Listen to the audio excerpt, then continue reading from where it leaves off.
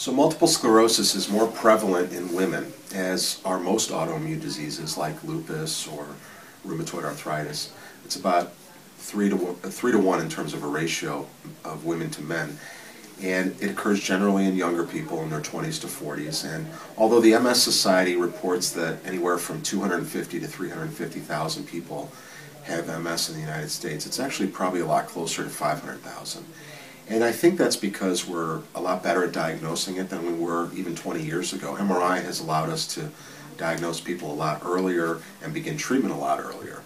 So in terms of disability, as we treat people more aggressively early in the course of their MS, generally that limits their disability long term. So most people with MS, in fact, certainly the majority, even though I would guess it's probably in the 50 to 70% range of people with MS, have mild to moderate disability. And so it's a minority that are really severely affected by this disease. So most people with MS go on to have pretty active lifestyles. They continue to work, have families, and have generally a pretty good quality of life, especially with the advent of these medications that really have slowed down the disease process. We don't know what causes MS exactly, but we think it may be a multifactorial process. So it may be a person who's genetically predisposed to developing MS, who's exposed to something environmental or viral or even bacterial.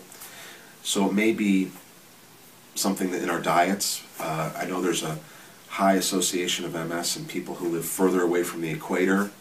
So perhaps there's a dietary influence or an influence even of sunlight exposure. Vitamin D recently has been implicated as possibly playing a role in the risk of MS. So people who have low vitamin D levels, we found that there's a higher risk of MS in those patients. But we've yet to show that treating with vitamin D has any effect on the disease, or definitely changing a person's diet has any effect on the disease. So we're still a ways away at figuring out exactly what's causing it. And remember, it's probably not a single cause. There are probably many variables in terms of the causative nature of the disease.